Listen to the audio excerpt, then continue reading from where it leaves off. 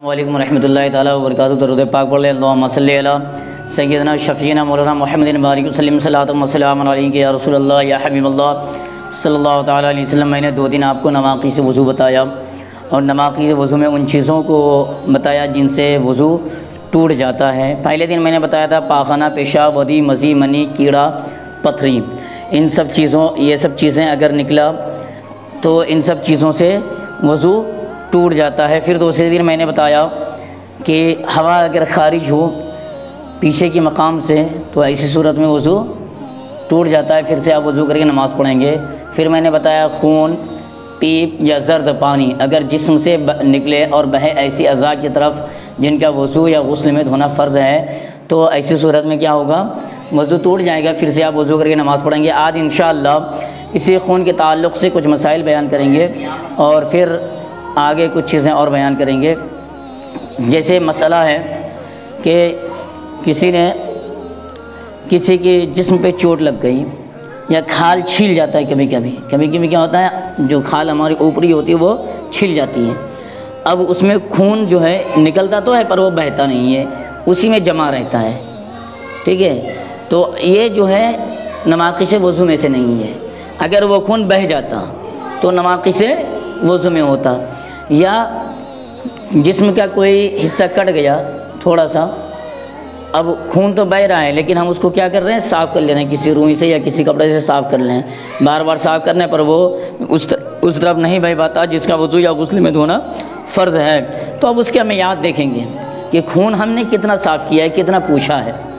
अगर खून इतनी तादाद में है कि अगर वो छोड़ देते तो बह जाता तो कह रहे हैं वो नवाक़िस वज़ू है। और अगर उसकी तादाद इतनी नहीं है या इतना ज़्यादा खून नहीं है कि उसको हम अगर छोड़ते तो वो नहीं बहता तो वो नवाक़िस वज़ू में से नहीं है। अगर तादाद खून की मिक़दार, खून का मेयार इतना था कि अगर हम उसको ना पूछते तो वो बह जाता तो वो नवाक़िस वज़ू यानी उससे वज़ू टूट जाएगा, हमको फिर से वज़ू करना पड़ेगा।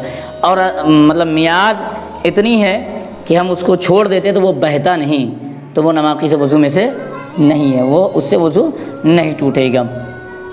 ठीक है, अब एक मसला और, जैसे कान में किसी का फोड़ा है, कान के अंदरूनी हिस्से में फोड़ा है। अब वो फोड़ा अंदर ही फट गया। क्या वो फोड़ा अंदर फट गया, बाहर नहीं निकला, लेकिन जब हमने उंगली डाला तो हमारी हाथ में कुछ तरी जैसे मवाद है या ज़र्द पानी या खून लग गया तो अब ये जो है नवाक़िस वज़ू नहीं है। अगर वो बह करके बाहर आ जाता, कान के अंदर फोड़ा होता, अगर वो बह करके बाहर आ जाता तो वो नवाक़िस वज़ू में से होता, क्योंकि वो बह करके फट करके अंदर ही रह गया तो वो नवाक़िस वज़ू नहीं है।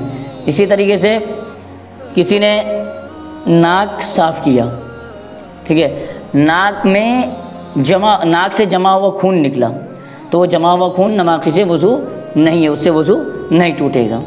ठीक, यूँ समझिए मैंने वज़ू बनाया, वज़ू बनाने के बाद फिर मैंने नाक साफ़ की, वज़ू कंप्लीट करने के बाद नाक साफ़ की, ठीक है, तो कुछ जमा हुआ खून निकला या हमने उंगली डाली तो क्या हुआ, जमा हुआ खून निकला तो कहते ये नवाक़िस वज़ू नहीं है।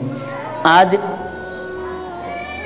क़ै नवाक़िस वज़ू में से है। कोई इंसान अगर क़ै किया और वो क़ै मुँह भर है, क्या क़ै मुँह भर है तो वो नवाक़िस वज़ू में से है, उससे वज़ू टूट जाएगा। और अगर क़ै मुँह भर नहीं है बल्कि थोड़ा सा है, क्या थोड़ा सा है, हल्का सा क़ै है, मुँह भर नहीं है तो वो नवाक़िस वज़ू नहीं है। मुँह भर क़ै का मतलब क्या है कि इंसान उसे बेतकल्लुफ़ रोके, बआसानी ना रुक पाए, उसको रोकने में परेशानी हो। जैसे क़ै उल्टी आई, अब पूरी ताकत से हम रोक रहे हैं लेकिन रोक नहीं पा रहे हैं, तकल्लुफ़ के साथ हम उसको रोक रहे हैं। ठीक है, तो वो क़ै मुँह भर का मतलब होता है वो क़ै, ठीक है, जिसे तकल्लुफ़ के साथ रोकी जाए, जिस मुँह बंद करने में दुश्वारी हो, वो क़ै नवाक़िस वज़ू है। मुँह भर का मतलब ये है। अब अगर किसी ने थोड़ा थोड़ा क़ै किया, ठीक है, जैसे जी मतलाया किया, बस हल्का सा निकला, मुँह भर नहीं है, कि हम उसको चाहते तो अब आसानी रोक सकते थे तो वो नवाक़िस वज़ू में से नहीं है। अब बलगम का क़ै, जैसे बलगम का क़ै आप जितना भी कर लें, चाहे मुँह भर हो चाहे ना हो, बलगम का क़ै नवाक़िस वज़ू नहीं होता है। بلکہ اس سے وضو نہیں ٹوٹتا۔ اسی طرح بہتے ہوئے خون کا قے وضو توڑ دیتا ہے۔ کیا؟ بہتے ہوئے خون کا قے وضو توڑ دیتا ہے۔ اب کسی نے بہتے ہوئے خون کسی کا منہ بھر بہتا ہوا خون نکلا تو کہنا اس سے جو ہے وضو ٹوٹ جائے گا اور پھر سے ہم کو وضو کر کے نماز پڑھنی پڑے گی۔ ایک مسئلہ اور، کسی نے پانی پیا، کیا بہت سارے ہمارے اسلامی بھائی ہیں وہ کہتے ہیں ارے پانی کا ہی تو قے کیا ہوں، کھانا وانا تھوڑی نہ نکلا ہے۔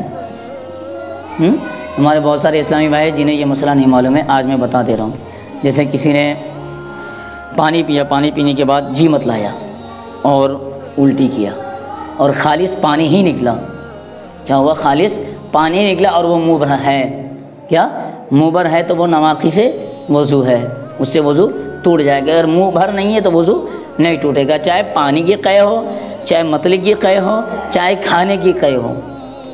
آپ اگر قے کر رہے ہیں اور قے منہ بھر ہے، الٹی منہ بھر ہے تو یہ نواقی سے وضو ہے، اور اگر منہ بھر نہیں ہے تو نواقی سے وضو نہیں ہے۔ ہاں ایک مسئلہ ہے کہ اگر پانی، ابھی ہم نے پانی پیا تھا اور وہ سینے تک گیا، میرے تک نہیں گیا، صرف سینے تک گیا، جی متلایا اور پانی باہر آ گیا، تو وہ پانی چاہے منہ بھر ہو چاہے منہ بھر سے کم ہو، وہ نواقی سے وضو نہیں ہے، نہ تو اس سے وضو ٹوٹتا ہے اور نہ وہ پانی ناپاک ہے، کسی کپڑے پہ لگ جانے سے وہ کپڑا ناپاک نہیں ہوگا، وہ پانی پاک ہے اور وہ نواقی سے وضو میں سے نہیں ہے۔ تو یہ قے کے بارے میں نے آپ کو بتایا۔ اب جیسے کوئی انسان ہے تھوڑا تھوڑا قے کیا، کیا تھوڑی سی قے ابھی کی، تھوڑی سی قے 2 منٹ بعد کی، تھوڑی سی قے مطلب الگ الگ ٹائپ پہ کی، ٹھیک ہے۔ اگر ایک ہی متلی سے ہے، اگر ایک ہی متلی سے ہے اور اس کا میعاد، اس کا مجموعہ کیا ہے؟ منہ بھر ہے، ایک ہی متلی، جیسے متلی ہوئی ہم نے قے کی، پھر تھوڑی دیر رک کے پھر قے کی، پھر تھوڑی دیر رک کے پھر قے کی۔ اگر ایک ہی متلی سے اور ایک ہی مجلس میں ہے تو کہہ رہے وہ نواقی سے وضو ہے، اس سے وضو ٹوٹ جائے گا۔ اور اگر ایک متلی سے نہیں ہے بلکہ ایک قے میں نے ابھی کی، اس کے بعد پھر تھوڑی دیر بعد 5-10 منٹ 15 منٹ کے بعد جی متلایا، پھر ہم نے قے کی، ٹھیک ہے، تو کہہ رہے علیحدہ متلی سے اگر قے کیا کسی نے تو وہ نواقی سے وضو نہیں ہے، چاہے اس کا مجموعہ منہ بھر کیوں نہ ہو، ٹھیک ہے۔ تو یہ قے کا حکم تھا جو میں نے آپ کو بتایا کہ قے اگر منہ بھر ہے تو اس سے وضو ٹوٹ جائے گا، اور اگر قے منہ بھر نہیں ہے تو اس سے وضو نہیں ٹوٹے گا۔ اور اس کے متعلق میں نے کچھ مسائل بتایا۔ اللہ تبارک و تعالیٰ اسے ہم سب ان باتوں پر ہم سب کو عمل کرنے کی توفیق عطا فرمائے۔